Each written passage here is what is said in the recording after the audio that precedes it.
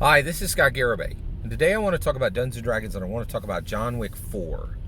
John Wick 4 is a beautiful path to understand how we relate to Dungeons & Dragons. It's a piece of high art made by high artists, right? And like all high artists, they ask us the deeper questions, right? So what I want to talk to you about today is, are you a man who can satisfy his obligation to the table? Let's talk about it. So, what is in John Wick 4? Well, what's really interesting about John Wick 4 is it is the. By the way, I'm sorry. Spoilers for the film John Wick 4. Let's go. All right. So, John Wick 4 is a movie about contract killers. Okay, and it is a movie about contract killers. It is a piece of art that explores the lives of contract killers, okay? And it crafts a world in which contract killers are specifically illuminated, right? Now, we do have contract killers in our real world. This movie illuminates the world of contract killers, right? And in this world, the most powerful force is the table. It is above. So who hires contract killers? Cartels, wealthy individuals, people with righteous causes. Sometimes they might hire a contract killer, right? But contract killers are incredibly dangerous tools, right? And they're set in different directions, right? And you're dealing with cartels, things get ugly, right? Like get really out of hand, right? So this group called the Table comes in, and it stabilizes this community of contract killers, and it gives a space in which they can go about their business with a level of civility, right? And this force, this institution, is the Table. And in the John Wick world, nothing is more powerful than the Table. The Table is the source of power. Guess what? You and I are dungeon masters. What is the greatest secular source of power in our lives? The table. The table, right? This is where it happens, right? This is where we build our connection with identity, right? This is where we build our connection with narrative. This is where we build our connection with language, right? Dungeons & Dragons is this thing that we have bound ourselves to, that we use to explore this world, right? But the highest secular force of power in our lives is the table, right?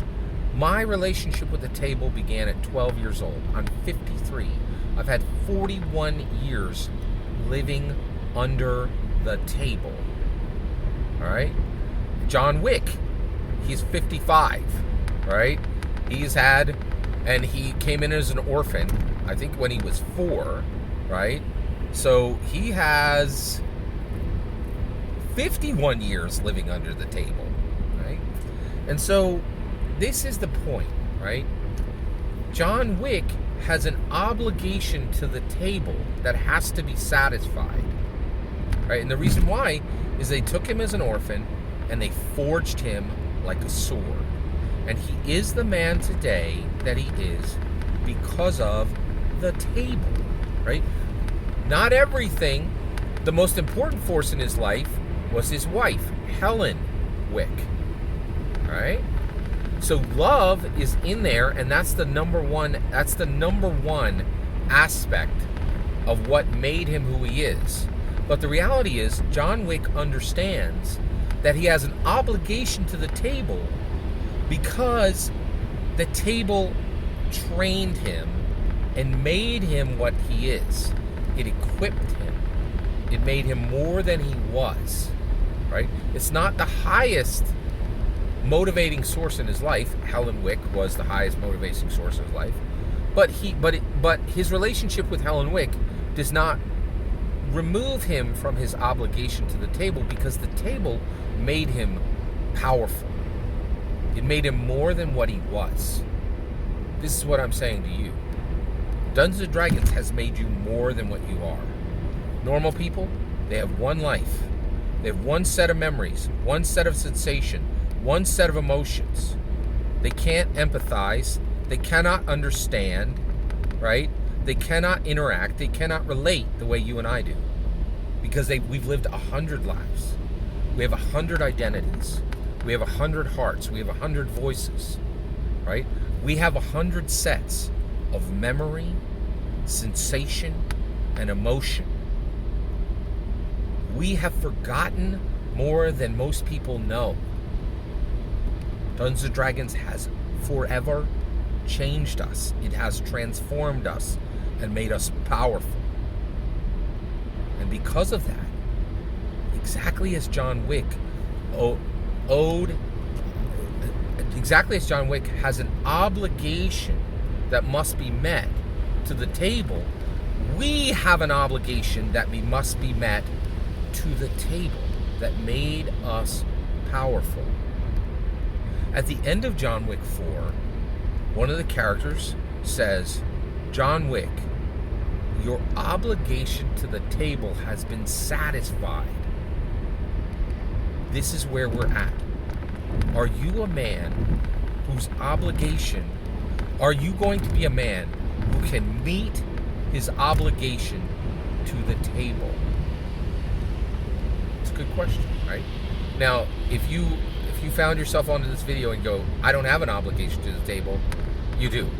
It's how debt is established to Dungeons & Dragons, and you can look at the video that's linked at the bottom. You owe a debt to Dungeons & Dragons. You have an obligation to the table. The question is, are you, John Wick, at the end of the film, he is told, your obligation to the table has been satisfied.